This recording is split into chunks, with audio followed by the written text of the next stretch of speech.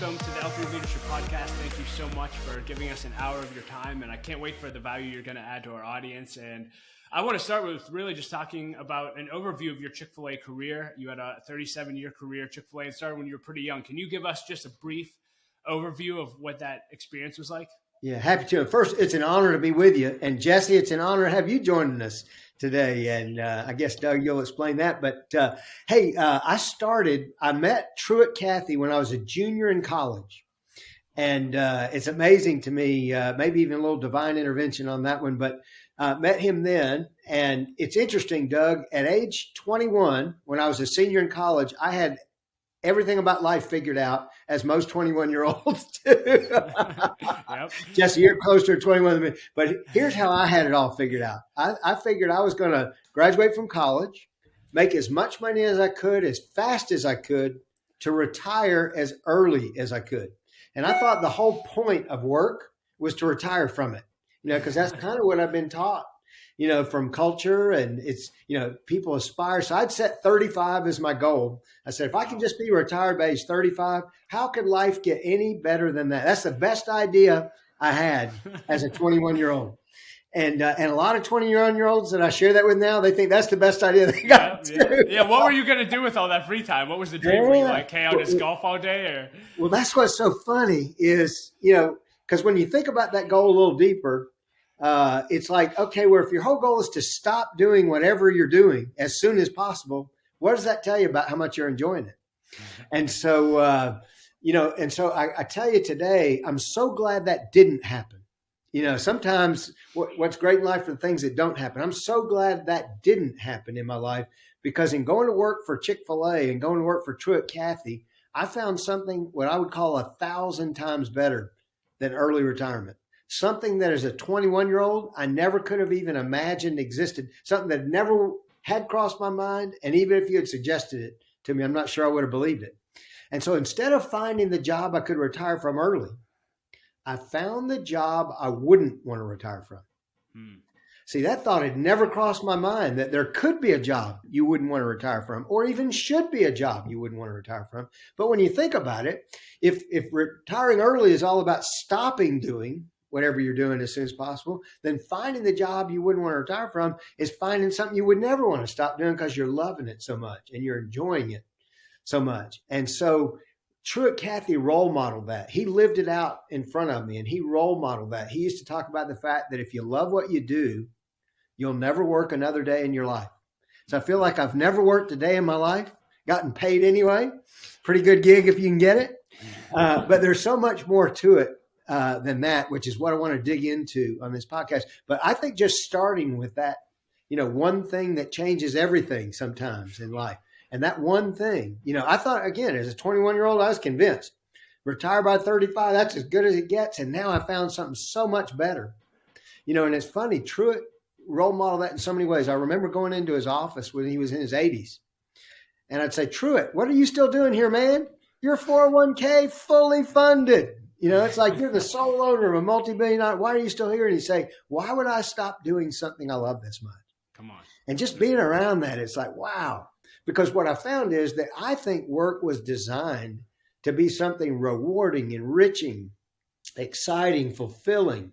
It's just most people don't experience it that way. But I got to experience it that way. Thanks to Truett and thanks to Chick-fil-A, I just got to experience a version of work that most people never even think about. Like I said, had I not worked for Chick-fil-A and Truett, I might have, had a whole different path in life. Yeah, but, and I was gonna say, on those same lines, I think I heard you say in another interview that you had a mentor at some point come around early in your career and say, there's 4 things that you should look for. Yeah. When you can you say those? Let's talk about that. That's fantastic. So, it's interesting. While I was in college, because my goal was to retire early, I had done really well in college, and I was one of those kids, while everyone else is out partying on Saturday night, I'm studying, and while everyone else is out playing, I'm trying to lead organizations, and I'm trying to mold and shape myself into somebody who could retire by age 35. And so I was very driven, very dedicated.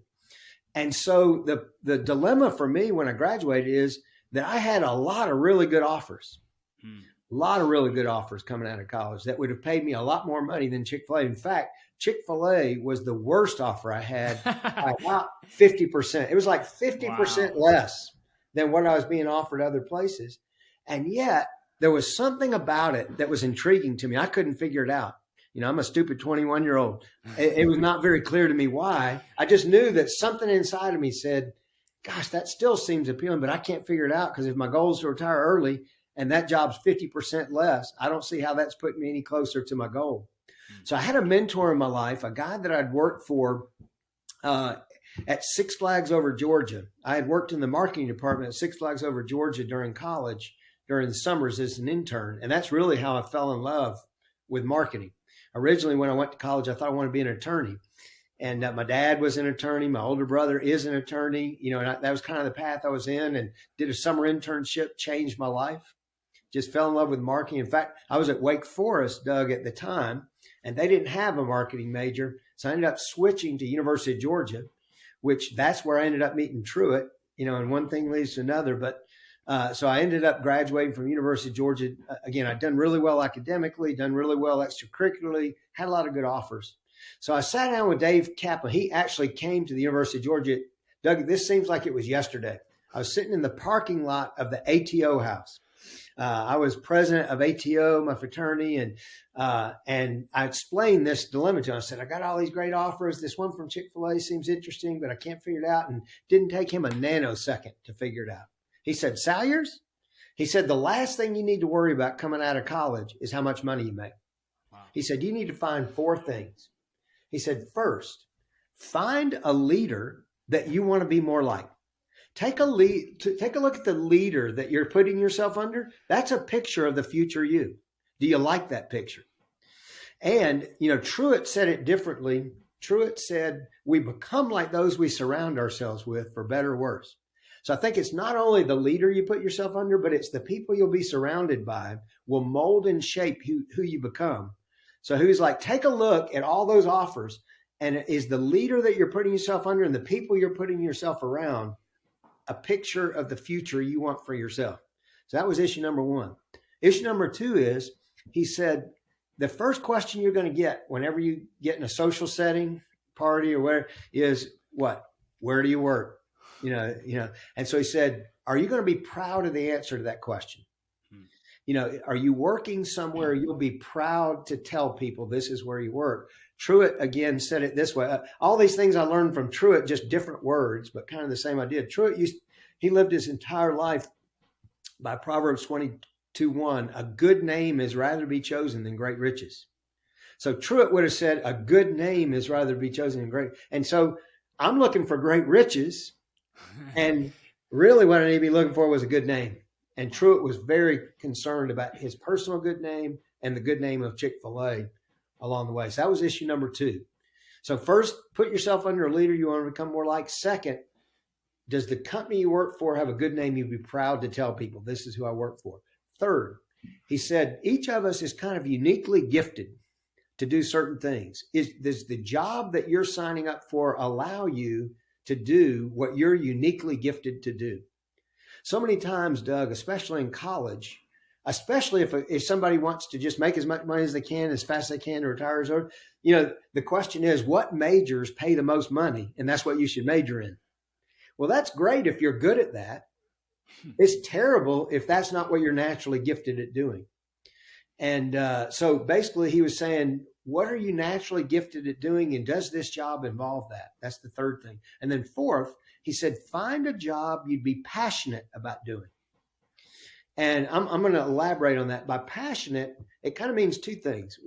Is it a job that charges your battery while you're doing it? Or is it a job that drains your battery? Because you want to be in a job that's charging your battery, not draining your battery. And the second thing I've learned about passion along the way is the things we're passionate about in life are the things we're happy to sacrifice for. So are you taking a job that you'd be happy to make sacrifices because that job, you're so good at it and you're so passionate about what you're doing and the mission you're on and all the rest? And so I think we need to be missionaries, not mercenaries, is a way to think about it. So many people are just signing up like I was for the size of the paycheck. But I think the better strategy is sign up for the size of a mission that you're passionate to be on. So he said, if you'll find those 4 things, a leader you want to be more like, and people you want to be more like, surrounded by, a brand you'd be proud to work for, proud to tell people, good name, a job you're uniquely gifted to do, and a job you're passionate about doing. He said, if you can find those 4 things, money will never be your problem.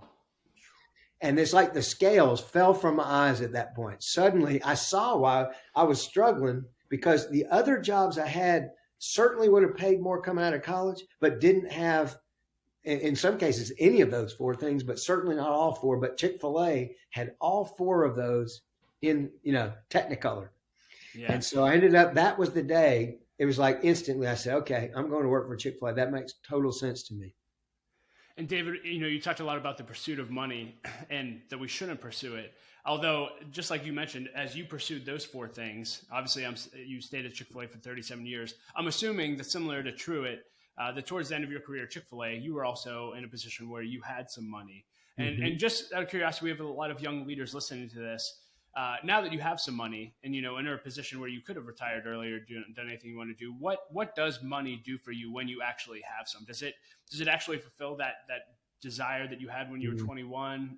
What would your advice be? Here's the way I think about money now. Money is the fruit, not the object of a career. It's the fruit of doing something well, not the object of what you're doing. And what I was doing at age 21 is making money the object of what I was doing. And so let me just elaborate just a little more, because you do have a lot of young leaders. Let me tell you what I stepped into at Chick-fil-A. It's not the Chick-fil-A that you think of today. Jesse, it's not the Chick-fil-A you signed up for. At that time, the entire headquarters was in a converted air freight warehouse. And there were probably 25 people on the staff, something like that, all in a converted air freight warehouse. They ran out of room in the warehouse, so they cut a hole through the wall, pulled up a mobile home. And my first office was in a mobile home attached to a warehouse. Wow. So, and I had offers from people like Coca-Cola and Delta. They had these massive headquarters with all the, cool stuff. And I'm in a warehouse. And remember, this is a kid who thinks he wants to retire by age. So it didn't look like a great place to start. But man, was it a great story to be part of, and was a great place to finish. And that's why I want to get into some of this. The other thing that was interesting, Doug, is when I joined, it wasn't near as profitable as it is today. At that time, we were only in 100% of the locations were in shopping malls. And at any point in time during my early years, I call it my first 10 years, 40% of our operators were unprofitable. Wow. That's unimaginable today. I doubt there's one operator in the whole chain that's unprofitable. But back then it was 40%. So half my job was to keep people in the game, like be able to paint a picture of a brighter future, convince myself of that, because we weren't doing all that great. The second thing I'd tell you is, for my first 10, maybe 15 years at Chick-fil-A, 100% of the people I hired at Chick-fil-A took a cut and pay to come, including myself. If you just look at the offers that I had. And I'm telling you, that was the foundation that's created the incredible opportunities that Chick-fil-A is now. But we had to learn those lessons. And so I think early in your career, that's part of the magic of what Dave Kaplan told me, is he said, Salyers, the last thing you need to worry about is how much money you're going to make. Coming right out of school, it's all about preparing yourself for a really bright future. Not about how much money you make in the short run. It's, can you set yourself up to make a lot of money in the long run? And the best way to make a lot of money is to not focus on that. It's to focus on doing a great job, and then the money becomes the fruit, not the object of what you're doing. So go ahead. No, go ahead. No. I was going to say, that's so good. I had my father-in-law, who was an instrumental mentor in my life at a very much a time of need, came into my life. And as he started to invest in me as a young leader, he would say the same thing. He said, hey, don't worry about the money. The money will come. Just get good. And I'm so grateful for that advice. You're talking about the story of Chick-fil-A and where you guys started, which, again, if people just look outside the door, I think they'll understand where Chick-fil-A is now. I know John Maxwell is a friend of Chick-fil-A, and he talks a lot about the law of the lid. And a lot of times that leaders, as if they don't continue to grow, they'll eventually hit a lid and not be able to go where they need to go. You stayed, and it seems like a lot of the core leadership team, we interviewed Mark Miller for the podcast, it seemed like so many of the leaders that started with you and Truett, et cetera, have been able to grow and scale with the company. I'm curious, what enabled you, and as you look at some of the other leaders that have also scaled, what enables leaders to scale versus those who do hit a lid and are unable to grow into their full potential? Such a good question. And I think it's a couple of things. One is you have to hire to that. And what I mean by it, whenever I would interview people, I was never hiring them for the immediate job that needed to be done. I was always looking 10 or 15 years down the road and say, can this person do what I need them to do 10 or 15 years down the road? Not can they do what I need them to do today? And part of the way you would assess that is track record. What's their past track record? Have they always been, an extra effort kind of person? Have they always accomplished things above and beyond the norm? So, because part of what you got to do is you got to bring in the right people to begin with. And then you've got to create the context for them to succeed. And one of the things I loved about Chick-fil-A is that Chick-fil-A viewed the business as a platform. Most businesses view people, they use their people to grow the business. I think the most remarkable businesses use the business to grow the people. And I think Truett had an eye for, we're going to use the business to grow the people, not the other way around, because with a 97% retention rate, which is what the retention rate was for my entire career there. Wow. You don't have a lot of opportunity to bring people in. It's like you've got 97% of the people and they're staying, so they have to grow. And to the degree that they grow, the business can grow as well. And I think you have to hire to that. And then you've got to create the conditions for them to grow. And Chick-fil-A was always generous, Doug. I don't know that I can think of a time where there was something I wanted to do to develop myself that they didn't allow me to do. And it's almost just part of the DNA that we're all, Mark Miller, you mentioned him earlier. He talks about the fact that leaders are learners. And I think at Chick-fil-A, we hire people who are learners and want to learn, and then we give them the ability to learn. We give them all the opportunities to learn. One of my styles of learning is I used to love to do what we call corporate tourism. And corporate tourism is, if you want to become excellent, you got to study excellence. And so I would love to go study companies. It's funny. We wouldn't go study McDonald's or Burger King or Wendy's.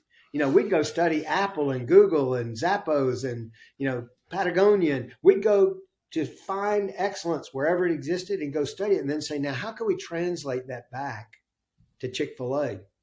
And what was really cool is early on in my career, you'd have to beg, borrow, and steal your way in to get to, see somebody. A lot of times Coca-Cola became a good friend because Coke, had lots of relationships. They could get us in places we couldn't get ourselves. But by the end of my career, it's like you tell them Chick-fil-A wants to come, they're like rolling out the red carpet and inviting you in. They'll pay for your trip. But it was, so on the back end, it was real easy to get to see all these other companies. On the front end, much harder. But nonetheless, I learned a lot from watching the very best, the way they thought about things, the way they did things, the way they strategized and systematized and processed things. So a lot of becoming excellent is to study excellence. And Chick-fil-A gave me lots of opportunities to do that, both in the classroom, but also through studying other companies and what other people did and hanging around with other leaders that were excellent. Yeah. Is there any other advice you'd give leaders? Just you were 21 when you started, which again, I know you just started when you started, but what advice do you have for leaders when it comes to actually recruiting and engaging and developing emerging leaders? I know you said, offer them courses, et cetera, pay for that. Anything internally that you guys did intentionally when it came to leadership development? It was constant, Doug. There's so many things. Like we would do mentoring groups. I'll give you one example. The entire organization systematically mentors each other. So our executive committee every year would select two people. Anybody in the corporation could nominate people to be mentored by our most senior leaders. And so all the most senior leaders every year would mentor typically two people for an entire year. They'd have an entire year plan. Then all of our vice presidents, the officers, they would all mentor people. All of, like in my case, the marketing department leaders would mentor some. So it's this cascading of mentoring from top to bottom. And the amazing thing is, sometimes the best way to learn something is to have to teach it. Many times where you learn more is having to teach someone else than being taught. but literally it was an entire process that our training department oversaw, where they would keep records of how you'd been trained through the years, what courses you've been to, what mentoring groups you've been part of, et cetera, et cetera. And so it was just like the DNA of Chick-fil-A was to develop you, and lots of opportunities to do that. Everything from classrooms to mentorships to corporate tourism to, spending time with each other. I used to, every year I would have a mentoring group that I would do with people that I work with, and even inside my department, but also outside. And we would study books together. We'd go through podcasts together. We'd have kind of a monthly rhythm where we would either do a book or a podcast or even invite in a guest speaker. But here's what was fascinating to me. Let's say we read a book together. We'd all show up having read the same book, and then we'd talk about it. And by the end of it, I said, did I even read the same book as these? It's like they would get so much more out of it than I would. And the richness of learning really took place in the dialogue more than the reading itself. Because when I heard all their interpretations of what we learned, and then we started talking about it, it's like 10x more powerful than just reading the book by yourself. So good. And then I found that nowadays people don't read as much. So now what I've done is do chapters at a time, and we assign them to people. Let's say that a book had 12 chapters. Well, maybe you just assign a chapter to each person, and then they come equipped to teach the rest of you. Everybody has the option to read that chapter, but somebody really goes deep. So that's a strategy nowadays that works a lot better, just because we don't have time to read as much, not as much interest. Podcasts are another thing you can all listen to and then unpack it. But I think just creating this ongoing desire to learn and grow is a really important part of the formula. Yeah, obviously a great leader that you got to spend a lot of time with was Truett, and you've talked a little bit about what he taught you. A few questions on that relationship. One, if you have any advice on how any of us can bump into future billionaire, owners, let us know. I mean, it seems like if that was strategic at all, mad props to you. I don't remember when I was sitting in the mobile home attached to the warehouse thinking that that's what I was bumping into at the time. Yeah, that's beautiful.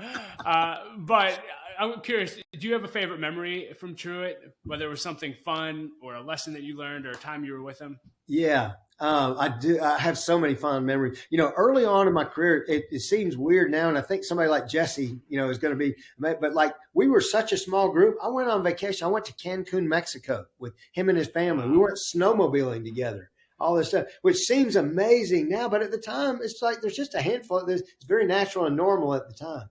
But probably one of my favorite memories is, and this tells so much about Truett, he got invited to come speak to a marketing group at Berry College.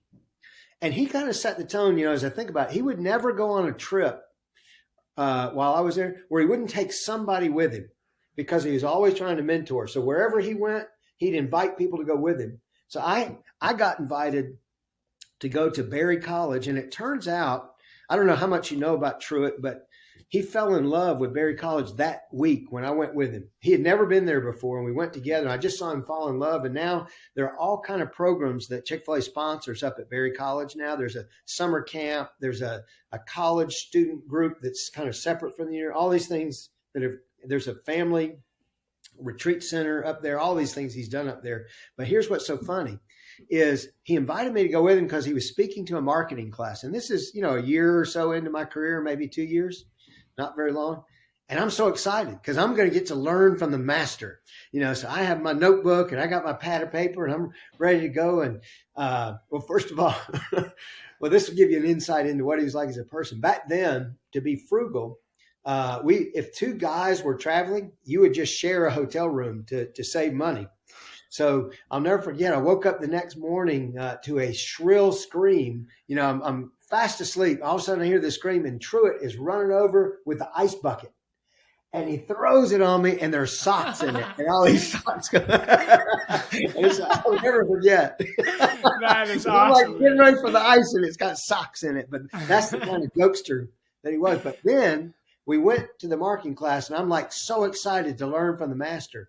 So he said, "Hi, I'm Truett Cathy, and this is David Salyers. We're here to talk to you about marketing. David, why don't you come up and tell them about marketing?" And I'm like, I learned when Truett invites you to go, you may end up being the one do the talk. Wow. So he threw me up there to the wolves, and I had to do a talk on marketing that I thought I was there to learn from him. And instead, he wanted me to go up and do the talk. So that was so Truett. funny. That's Wow. classic Truett, you know. And do you have one or two lessons maybe from his life or from his leadership? there's so many, throughout the course of this, we'll probably, stumble upon all these Truettisms that come up periodic. But I'll kind of give you a macro idea that was really powerful for me. I think about business people, and most people who start a business think of business as what I would call a get-rich scheme. They start a business because they want to get rich. How common is that? And there's nothing wrong with it. It's very common. And in fact, guilty as charged. At age 21, what did I think my business career was all about? Getting rich. I bought into that hook, line, and sinker, and that's exactly what I was thinking. And so, there's nothing wrong with business as a get-rich scheme, but when you think about it a level deeper, what it basically means is it's a self-enrichment scheme. It's like, I'm going to get rich, and I'm going to get rich at the expense of someone. So who are we going to get rich at the expense of as a business owner? Well, we get rich at the expense of our employees. We get rich at the expense of our customers. We get rich at the expense of our suppliers. We get rich at the expense of the communities we serve. This get-rich scheme is kind of a self-enrichment scheme, which is why business in many ways has such a bad reputation.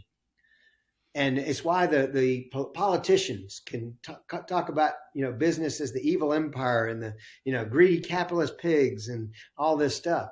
What Truett modeled for me is the polar opposite of business as a get-rich scheme.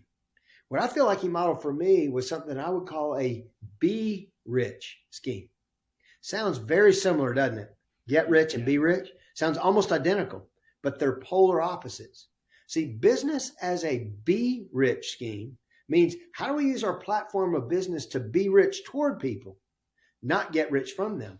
So how do we use our platform of business to be rich toward our employees? How do we use our platform of business to be rich toward our customers?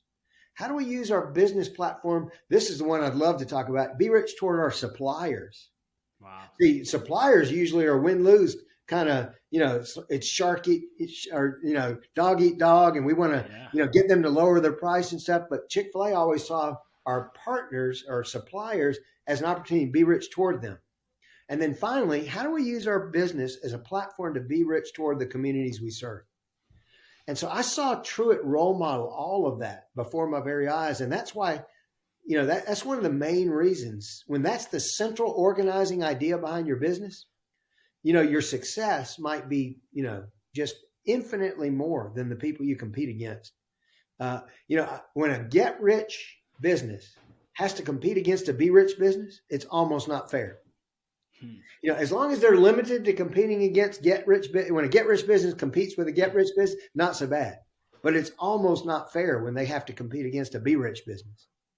Yeah, on the note of competition there, and I'm not saying that this is the case, but I was blown away when I heard you share this stat on the comparison between Chick-fil-A and other fast food restaurants. Yeah. As far as revenue per store. Yep. Can you share that? And I think that's love to share that. This would be the perfect time to share it. Yeah. So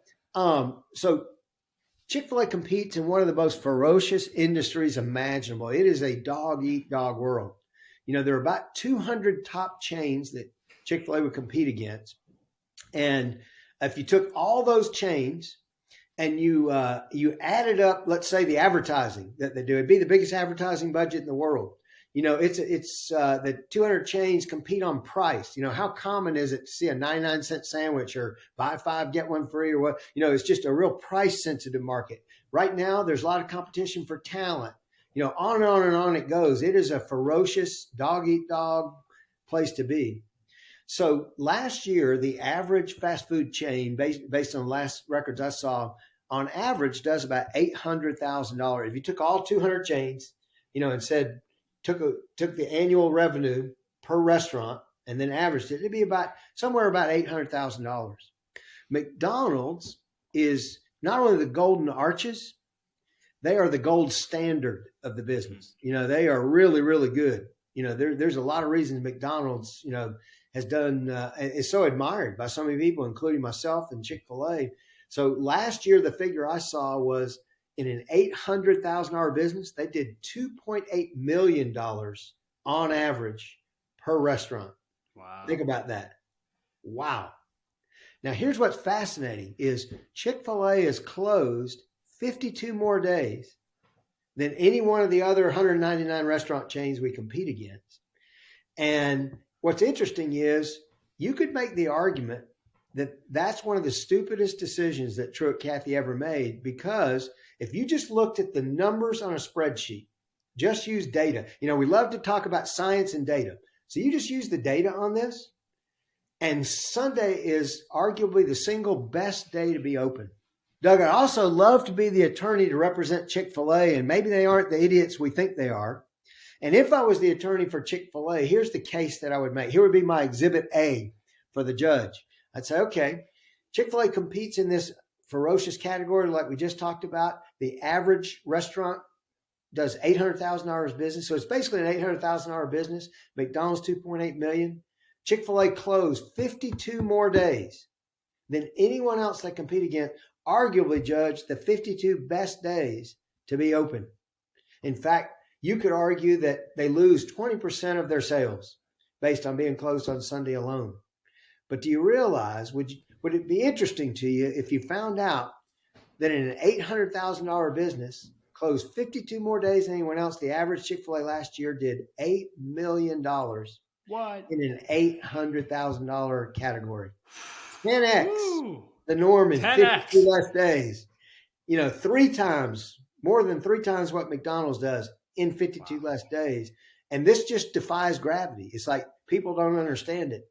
And then, what a lot of people would then argue is, well, if you would just open on Sunday, you'd probably do 20% more. Anybody who's been at Chick-fil-A more than 10 minutes would tell you, single biggest way you could kill Chick-fil-A would be to open on Sunday. It's just such a cultural norm there. And it's so important from a value standpoint. It's the very reason that we do the 8 million. It doesn't keep us from doing that. It's actually what powers it. Can you also, that's unbelievable. Can you also, I've heard you talk about a value imbalance and your ability to charge prices, because you also price differently than your competitors as well. Yep. You don't have a 99-cent menu to my knowledge, et cetera. Yep. Can you talk about that? Yeah.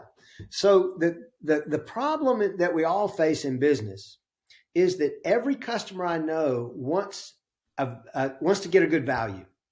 Doug, when you spend your hard-earned money, Jesse, when you spend your hard-earned money, you want to get a value imbalance in your favor.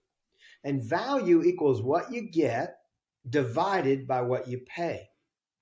And so the easy way to create that value imbalance for people is to focus on the numerator, and reduce what people pay. And so in our industry, that's a quick and easy way to make things happen. If you think about it, the vast majority of the people, that's the way they create the value imbalance that customers are looking for. The problem with that, though, we can all see. Well, first of all, why do they do it? I think that's a good starting point. Well, they do it because, one, it works. And if Chick-fil-A were to do a 99-cent sandwich tomorrow, guarantee you it would work. People would be lined up. Not only would it work, I could prove to the CFO that it worked because I could count, weigh, and measure the results. And it would work immediately, and it wouldn't take a lot of thought. How much effort would it take? But I used to tell Truett, I said, if the best idea I have to grow sales at Chick-fil-A is to discount the product, a kindergartner could come up with that idea.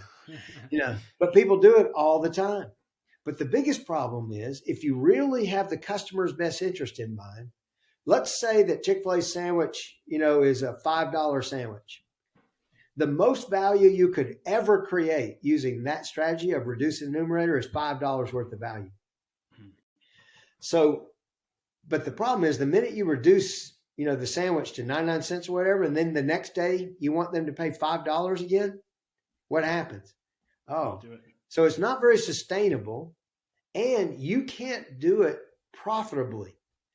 And you create a sense of distrust with your customers because they're like, why could you afford to sell it to me for 99 cents and then you got to sell it to me for $5? It creates an underlying distrust with your customers. So our rule at Chick-fil-A was we never discount but we still wanted to create the value imbalance that our customers wanted. We just focused on the numerator instead of the denominator, the top, what you get, not what you pay.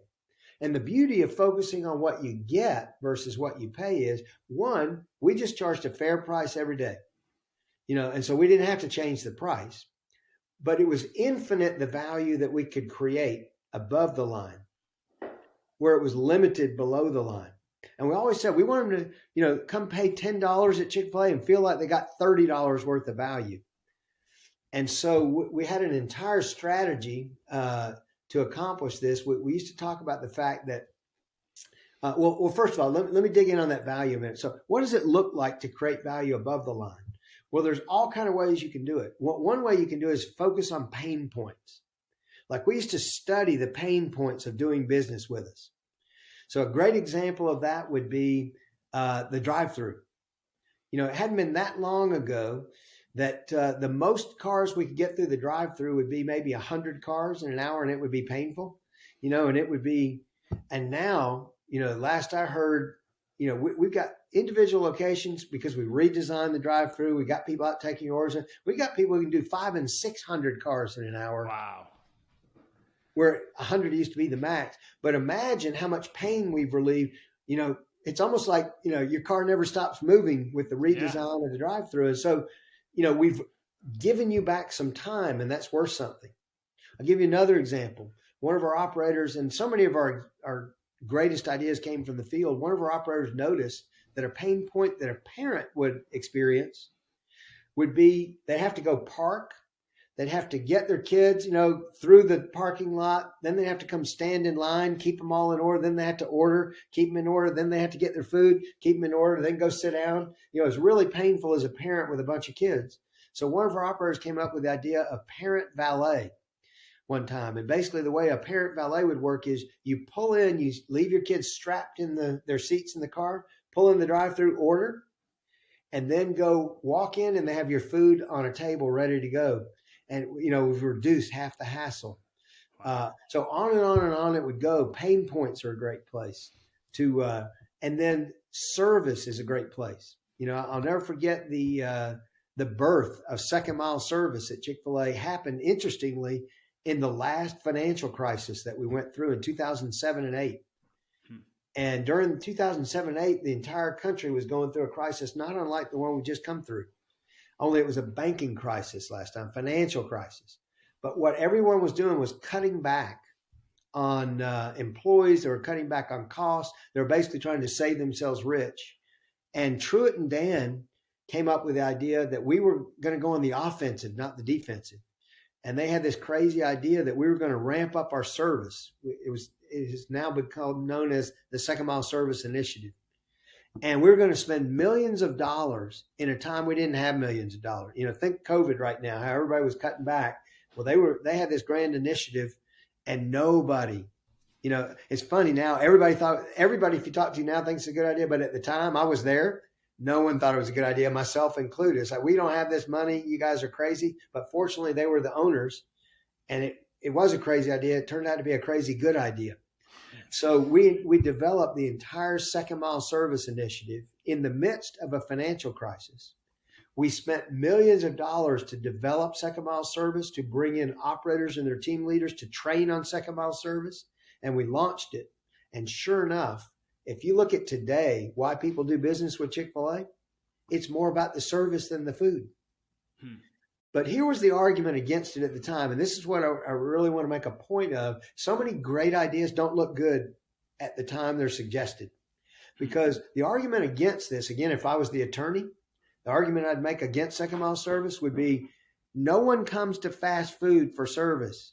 By definition, they're coming because they want their food fast. If they wanted good service, they would go to a place, a white tablecloth, or a place that has a waitress, where not only would they pay $20 for that same breast of chicken, but they'd add a tip for the server. If they wanted good service, that's where they go. You're nuts to implement service in a place they're not looking for it. But what Truett and Dan saw that I think the rest of us didn't see was this is a place to create great value. If you're paying $20 or $30 for that same chicken because of the service, but you could get it for $8 or $9, you've just created a $30 experience for $8 or $9. Wow. And so their whole idea is let's create the kind of service you'd expect at a white tablecloth restaurant. And so second mile service was born. And now, again, people comment more on Chick-fil-A service. And most people will say, I come for the service more than the food. And interestingly, the second mile service initiative for the drive-through was born at that time. So this whole idea of reinventing the drive-through experience was kind of a subset of second mile service. And it's been worked on now for 10 years. And when COVID hit, you know what saved our business? The drive-through. For most of COVID, the drive-through was all we had. But we've been working on it for 10 years, not because we knew COVID was coming, but because of the second mile service initiative. So that same initiative is the thing that saved the business this next time around. This seems like such a crazy idea the first time. So what a journey you've been on. And I mean, I feel like we can go on for a whole nother hour. And you did marketing, and you're known for your expertise in culture building as well. And I feel like we haven't even gotten hop in there. I do want to ask you a few lightning round questions, but before we do, I'll leave this open-ended. Any advice for marketing or culture building or anything else you want to leave with leaders as far as how they can work with you and plug in with your work now? Yeah. Well, here's an interesting little tidbit. They say that life has to be lived forward, but is best understood in reverse.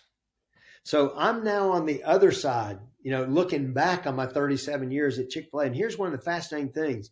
I retired from Chick-fil-A 4 years ago. And first question people ask is, well, I thought you had the job you didn't want to retire from. Why would you retire from it? And I tell people, I haven't retired. I've rewired.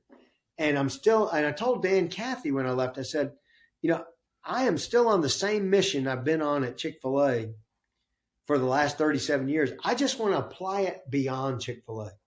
And here's the reason. Last year I was at Chick-fil-A, 80,000 people applied for 100 opportunities. And what used to break my heart is, what are the other 79,900 going to do that would love to be at Chick-fil-A? And we don't have enough opportunities. So I felt like the best way I could thank Truett Cathy, the best way I could thank the Cathy family and Chick-fil-A for the incredible gift they've given me in working there for 37 is to go recreate that for other people. So I now have 7 different businesses that I'm involved with on a pretty intentional basis. And basically the common thread between all of them, I'm trying to recreate for other people the incredible business experience that Chick-fil-A and Truett, the Cathy family created for me. So I'm in the process of applying what I learned to new businesses to create those kind of opportunities for people outside of Chick-fil-A. And so that's the mission I'm on now. And I love it. It's like financially, I could afford to retire now if I wanted to, but I'm just like, Truett, why would I stop doing something I love this much? It was not about the money then. It's not about the money now, but the money sure shows up when you do the right things for the right reason. And now that's no longer a pressure. But that's what I'm doing now. The common denominator between everything I'm doing now is to recreate the incredible business experience. But here's what I was going to say in answer to your question. As I look back, I'm 4 years out of Chick-fil-A. I get called all the time by people from Chick-fil-A, but interestingly, almost never about marketing. I spent 37 years in marketing, but it's almost never about marketing. It's almost always about culture. And so I started scratching my head saying, why would people call me about culture? I wasn't in the HR department. I wasn't in charge of culture. And it kind of made me scratch my head and say, what's the correlation between marketing and culture? And I've kind of come to this conclusion that every great brand creates a great story that people want to be part of. And there's kind of 2 portals into that story. There's the customer portal into that story. That's called marketing and branding. Marketing and branding is kind of shorthand for the story that people want to be part of. So for instance, this sweater, if I were to add 20 cents worth of thread to this sweater that I'm wearing and put a Nike swoosh on it, what just happened to the value of this sweater? It went up probably $20 for 20 cents worth of thread. But it's really not about the 20 cents worth of thread. It's the Nike swoosh is shorthand for the story of Nike that people want to be part of. that they want to be emotionally connected to. So marketing and branding is all about creating a story that customers want to be part of. And the greatest marketers understand that, and that's what they focus on. But interestingly, there's another dimension to that same story. It's called culture. And culture is the story that employees want to be part of a great brand. But the two stories are connected. The culture story and the brand story have to be perfectly aligned. They got to be the same story. You can't tell a different story to the customers that your culture can't fulfill. And so there needs to be a real alignment between culture and marketing, but a lot of the principles are the same. The principles to build a great culture are the same principles that you use to build a great brand, just applied to a different audience. Here's the other thing I've learned. Your customers will never be more passionate about your business than your own employees are. So if you want to up the ante on the strength of your brand and the passion of emotional connection to your brand, you start with your employees, and the higher you can drive with your employees, that's what gives you, you talked about the law of the lid. That's the law of the lid for a brand. The passion of the culture sets the lid for the passion of the customer. So good, David. So good. Well, this has been an unbelievable conversation, and I will include links to your website and your book and all the ways that people can connect with your course. As we hop off, anything you want to leave leaders with? Oh, wow. Here, I guess if I were to summarize everything we've talked about, and if people really want to create the job they would never want to retire from and create jobs that the people that they lead would never want to retire from, I think these may be the four things.